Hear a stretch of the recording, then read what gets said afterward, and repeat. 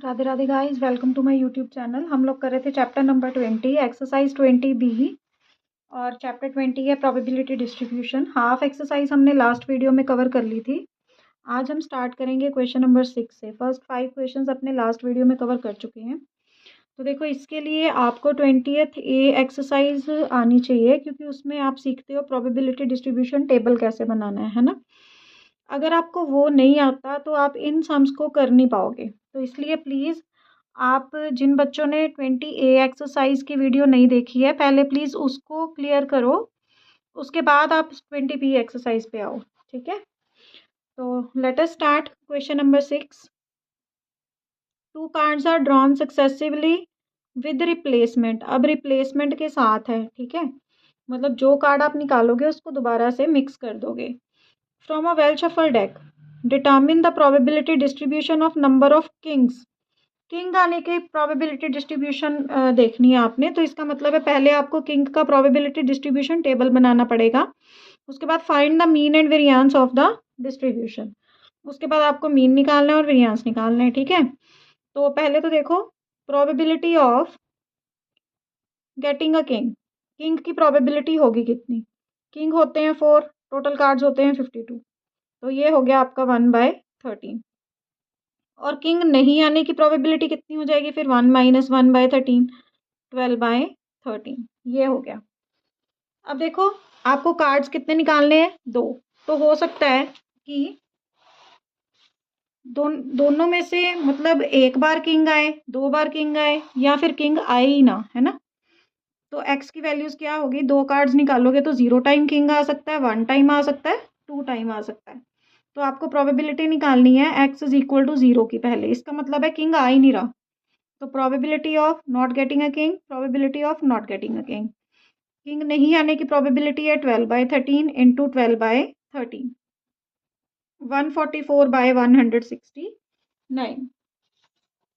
Probability x is equal to 1 की, मतलब 1 time king आएगा। देखो सैंपल स्पेस में आएगा क्या? देखो, हो सकता है कि दोनों किंग आ जाए, हो सकता है एक बार किंग आए, पहले किंग आया दूसरी बार नहीं आया, हो सकता है पहली बार नहीं आया दूसरी बार आ गया, या फिर दोनों बार नहीं आया। तो ये टोटल 4 आउटकम्स होंगे, है ना। एक बार किंग आने के कितने आउटकम्स हैं? देखो 2 आउटकम्स हैं, है ना। तो इसको 2 से सीधा मल्टीप्लाई कर लेते हैं। किंग आया और किंग नहीं आया। किंग आने की प्रोबेबिलिटी है आपकी 1/13, नहीं आने की है 12/13। ये आ गया आपका 24/169।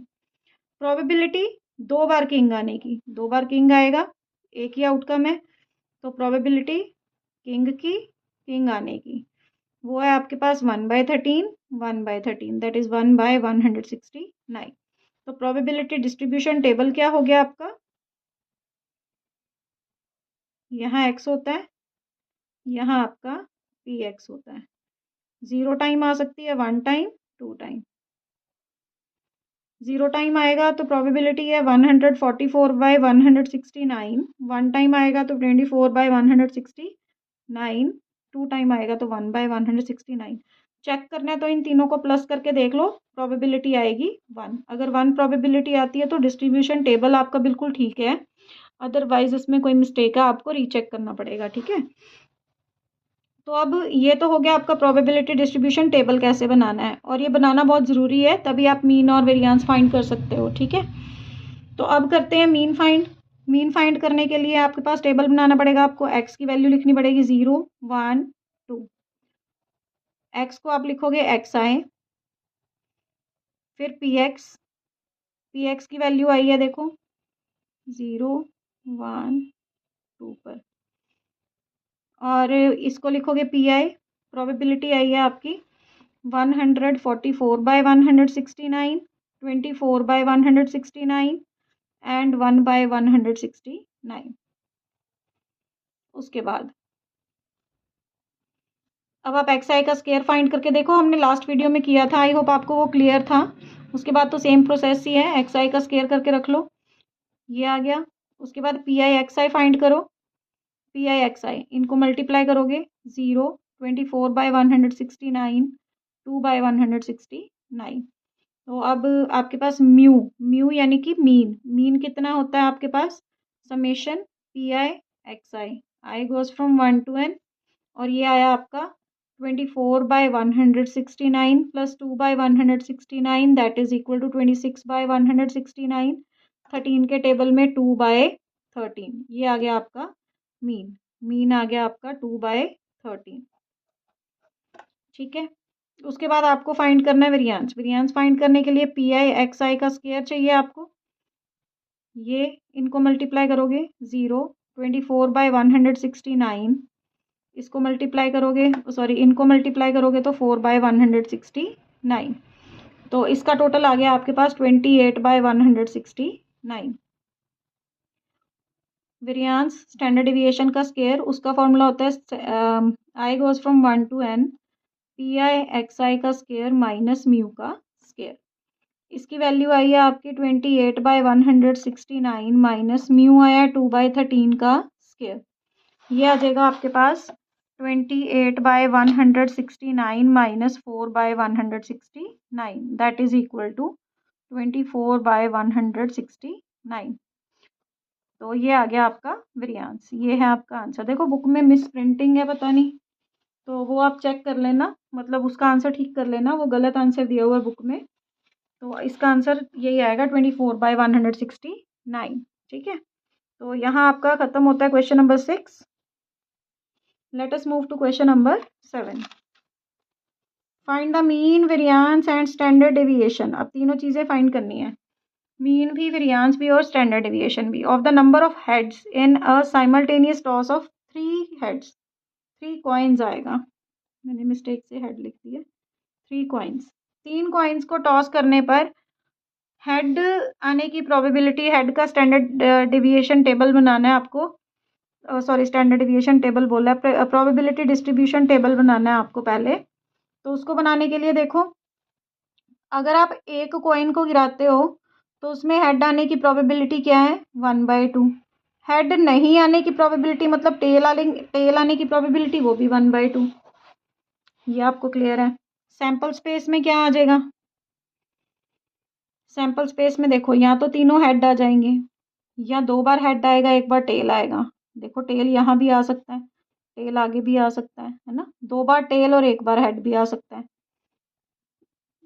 इसके भी 3 आउटकम आ जाएंगे आपके पास, हेड टेल टेल, और तीनों बार टेल भी आ सकता है। टोटल 8 आउटकम्स हो गए आपके पास। ठीक है, और एक्स की वैल्यू क्या होगी, देखो हेड, 1 बार हेड आ सकता, 0 टाइम हेड आ सकता है, 1 टाइम आ सकता है, 2 टाइम्स आ सकता है और 3 टाइम्स आ सकता है।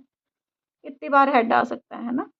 तो अब देखते हैं probability X is equal to 0 की, मतलब 1 बार भी हेड नहीं आया, तो वो हो जाएगा आपके पास प्रोबेबिलिटी हेड नहीं आया, तीनों बार नहीं आया, तो इसकी प्रोबेबिलिटी आएगी 1/2 into 1/2 into 1/2 that is equal to 1/8।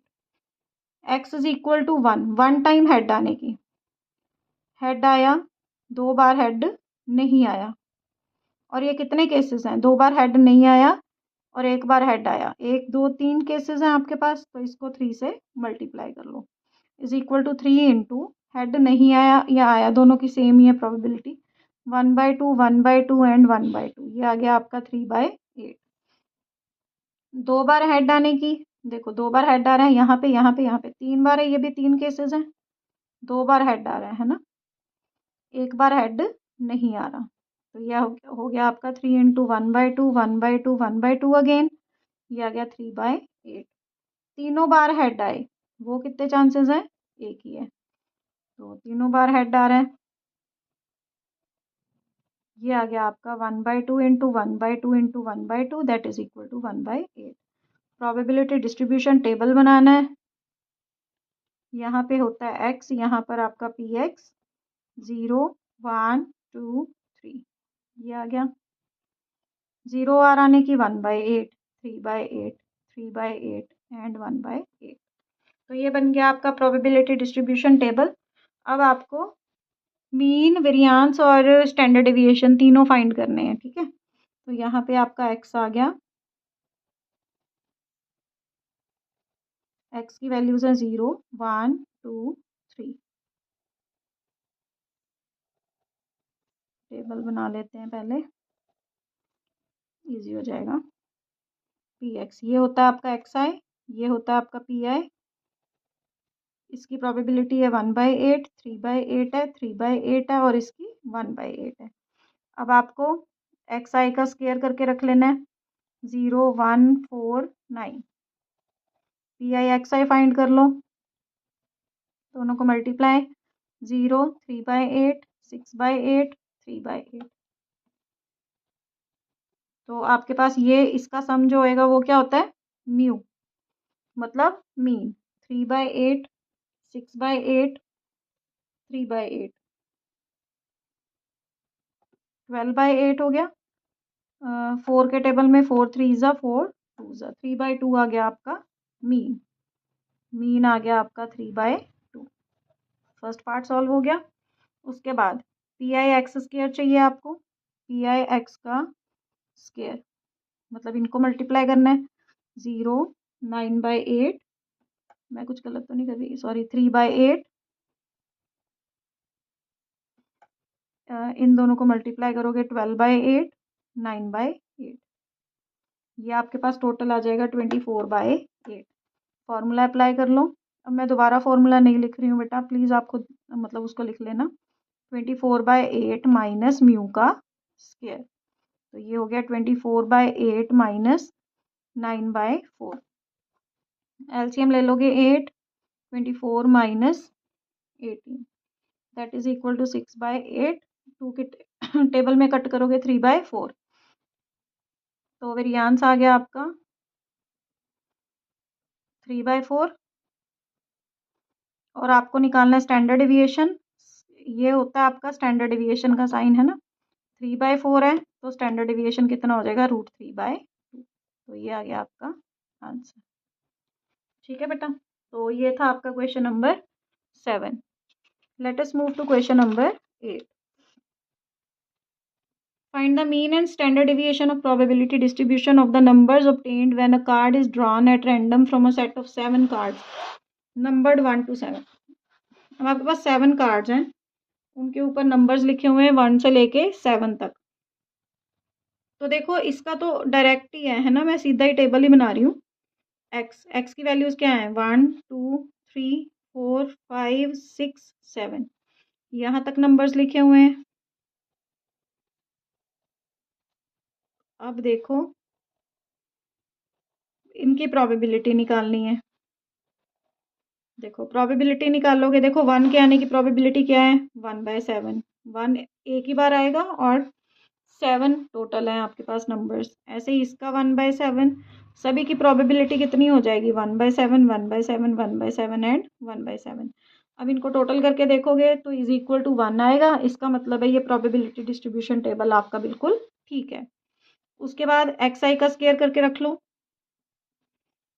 4, 9, 16, 25, 36 and 49।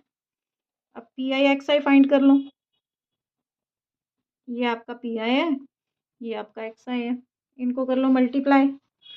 इनको मल्टीप्लाई करोगे तो आपके पास आ जाएगा 1/7, 2/7, 3/7, 4/7, 5/7, 6/7, 7/7। तो म्यू क्या होता है आपके पास, total of P I X I. तो summation I goes from 1 to n and P I X I, ये फॉर्मूला होता है। तो इसका टोटल कर लेते हैं 1/7, 2/7, 3/7, 4/7, 5/7, 6/7 एंड 7/7। इनको टोटल करोगे तो आपके पास आ जाएगा 28/7, 7 4 ज़ा। तो आपके पास म्यू की वैल्यू आ गई 7, तो मीन तो आ गया 7। अब आपको क्या फाइंड करना है, पी आई एक्स आई का स्केयर। इनको मल्टीप्लाई कर लो, 1/7, 4/7, 9/7, 16/7, 25/7, 36/7, 49/7। इनको टोटल करोगे तो ये आएगा आपके पास 140/7। तो summation I goes from 1 to n P I X I square की वैल्यू आई है 140/7। कट करोगे तो 20 आ जाएगा आपके पास। ठीक है, फॉर्मूला लगा लेते हैं वेरिएंस का। Summation I goes from 1 to n P I X I का स्केयर माइनस म्यू का स्केयर। तो इसकी वैल्यू आई है 20 माइनस 7 का स्केयर। 20 माइनस मैंने कुछ 4 है, सॉरी यहाँ 4 तो यहाँ आएगा 4 का स्केयर दैट इज 16। तो ये आ गया 4। तो आपके पास वेरिएंस की वैल्यू तो आ गई 4। स्टैंडर्ड डेविएशन निकालना है तो वो क्या होता है square root of variance that is equal to square root of 4। तो स्टैंडर्ड डेविएशन आ गया आपका 2। क्लियर? ये था आपका question number 8। Let us move to question number 9। Question number 9 की स्टेटमेंट है a pair of dice is rolled twice. Pair को 2 बार गिराया है, मतलब ये एक पेयर है, इसको एक बार गिराया, ये एक पेयर है, इसको 2 बार गिराया, मतलब पूरे पेयर को 2 बार गिराया है। ठीक है। Let X denote the number of times a total of 9 is obtained. देखो एक पेयर को एक बार गिराने से 9 टोटल कब कब आएगा। सैंपल स्पेस में आपके पास आ जाएगा, सॉरी सैंपल स्पेस में तो 36 आउटकम्स आएंगे, रिक्वायर्ड आउटकम्स कितने हो जाएंगे। तो आपके पास देखो या तो 3 6 सम आएगा, 6 3 आएगा, 5 4 करके आएगा, या 5 4 5 करके आएगा। तो ये 4 आउटकम्स हैं जिनके मतलब नंबर्स को टोटल करके आपके पास 9 आएगा, है ना। तो प्रोबेबिलिटी 9 आने की कितनी है 4/36, मतलब 1/9। तो इसका मतलब है प्रोबेबिलिटी 9 नहीं आने की वो हो जाएगी 8/9। 1 में से माइनस कर लेना। यहाँ तक तो आई होप आपको क्लियर हो गया, है ना। अब देखो 2 बार एक मतलब पेयर को पूरे को 2 मतलब 2 बार गिराया है। एक बार यहाँ गिराया, हो सकता है यहाँ पे सम आ गया हो सकता है नहीं आया हो, यहाँ पे भी ऐसे ही है, हो सकता है आ गया हो या फिर ना आया हो, है ना। तो आपके पास सैंपल स्पेस में क्या आ जाएगा कि पहली बार आपके पास टोटल 9 आया, ठीक है, दोनों बार 9 टोटल आ गया।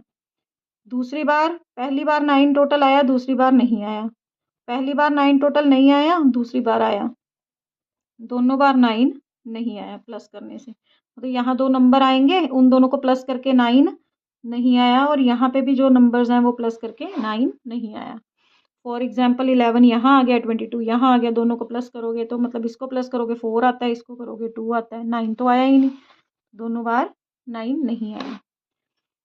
तो आई होप आपको स्टेटमेंट बहुत ज़्यादा क्लियर है। ठीक है।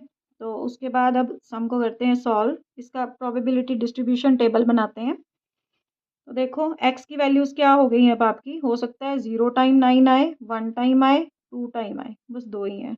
ठीक है। तो अब एक्स की वैल्यू 0 पर प्रोबेबिलिटी फाइंड करनी है। दोनों बार 9 नहीं आया, प्रोबेबिलिटी 9 नहीं आने की कितनी है 8/9। 8/9 दैट इज इक्वल टू 64/81। एक बार आने की, अब देखो एक बार आने की ये 2 आउटकम्स हैं, तो इसको 2 से कर लो मल्टीप्लाई। एक बार 9 आया, एक बार 9 नहीं आया, तो 2 इंटू एक बार आया है उसकी प्रोबेबिलिटी 1/9 है, और नहीं आया उसकी प्रोबेबिलिटी, तो ये आ गया 16/81।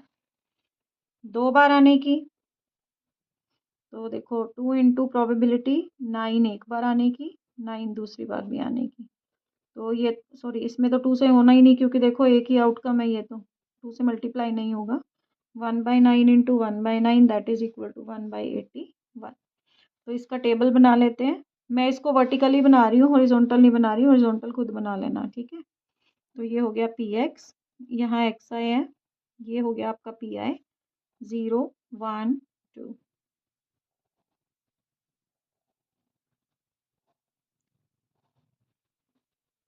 0 टाइम आने की प्रोबेबिलिटी 64/81 है, 16/81 है, 1/81। एक्स आई का स्केयर करके रख लो 0 1 4। P I X I find कर लो, मल्टीप्लाई कर लो 0 16/81 2/81। तो आपके पास म्यू तो आ ही गया 16/81 + 2/81 दैट इज इक्वल टू 18/81। तो ये 9 के टेबल में 9 2 ज़ा 9 9 ज़ा, तो म्यू की वैल्यू आ गई 2/9। ये मीन तो आपका आ गया। उसके बाद पी आई एक्स आई का स्केयर चाहिए, एक्स आई का स्केयर। अब इनको मल्टीप्लाई कर लो, 0 16/81 4/81, तो इनका टोटल करोगे तो 20/81 आ जाएगा। तो आपके पास वेरिएंस स्टैंडर्ड डेविएशन का square is equal to 20/81 minus mu का स्केयर। तो ये आ गया आपके पास 20/81 माइनस 4/81। सॉल्व करोगे तो ये आ जाएगा आपके पास 16/81। ये आ गया आपका वेरिएंस, ये आंसर है। अगर आपको स्टैंडर्ड डेविएशन पूछा जाता तो इसका स्क्वायर रूट कर देते 4/9, तो ये आ जाता आंसर। ठीक है, तो ये था आपका question number 9। Let us move to the last question of this exercise, question number 10। Question number 10 है, अ डाइस टॉस्ड ट्वाइस। एक डाइस को 2 बार गिराया है। Success is getting an odd number on the random toss. तो देखो probability odd number की क्या है, 3 ऑड नंबर्स होते हैं, टोटल होते हैं 6, तो ये आ गया 1/2। तो ऐसे ही फिर अगर ऑड नंबर नहीं आएगा उसकी प्रोबेबिलिटी कितनी हो जाएगी, 1 minus 1/2 that is equal to 1/2। Find the variance of the number of successes. Variance निकालना है आपको। ठीक है, तो पहले तो सैंपल स्पेस में देखो, या तो दोनों ऑड नंबर आएंगे या एक बार ऑड आएगा एक बार नहीं आएगा। उसके दो चांसेस हो जाएंगे। हो सकता है कि पहले ऑड आए दूसरी बार ना आए, हो सकता है पहली बार ऑड ना आए दूसरी बार ऑड आ जाए, हो सकता है दोनों बार ऑड आए ही ना। ठीक है, तो x की वैल्यूज होगी 0 1 एंड 2। अब प्रोबेबिलिटी x की 0 टाइम ऑड आने की, तो इसका मतलब है ऑड आए ही नहीं दोनों टाइम्स पे। ऑड नहीं आने की probability 1/2 into 1/2 that is equal to 1/4 हो गया। अब प्रोबेबिलिटी एक बार ऑड आने की, तो एक बार ऑड आया एक बार ऑड नहीं आया, लेकिन ये कितने केसेस हैं, 2। तो 2 into 1/2 into 1/2 that is equal to 2/4। देखो इसको कट करने की ज़रूरत नहीं है, क्योंकि फिर आपको प्लस करने में एलसीएम सेम फिर से करना पड़ेगा, है ना। तो इसलिए ऑलरेडी सेम ही है, तो इसको ऐसे ही रहने दो। 2 बार ऑड आने की, ऑड यहाँ भी आ गया दूसरी बार भी ऑड आ गया, वो भी 1/2 दैट इज इक्वल टू 1/4। तो अब इसका टेबल बना लेते हैं। एक्स पी एक्स 0 टाइम आ सकता है, 1 टाइम आ सकता है, 2 टाइम आ सकता है। ये बन गया टेबल। 0 टाइम आने की प्रोबेबिलिटी 1/4 2/4 1/4, प्लस करोगे तो 1 आंसर आएगा। इसका मतलब है ये प्रोबेबिलिटी डिस्ट्रीब्यूशन टेबल आपका बिल्कुल ठीक है। तो अब टेबल दूसरा बना लेते हैं जिसमें आप मीन और वेरिएंस फाइंड करते हो। 0 टाइम 1 टाइम 2 टाइम। अब देखो पी एक्स प्रोबेबिलिटी है 0 टाइम आने की 1/4 2/4 1/4। एक्स आई का स्केयर करके रख लो 0 1 4। पी आई एक्स आई, देखो आपको बोला तो नहीं है कि मीन फाइंड करो, लेकिन मीन फाइंड कर देते हैं, आपको आंसर में ना दिया हुआ है। मतलब मीन कितना दिया हुआ, मतलब मीन का आंसर दिया हुआ है, तो इसको फाइंड कर लेते हैं। वैसे भी कोई बहुत ज़्यादा मुश्किल तो है नहीं है।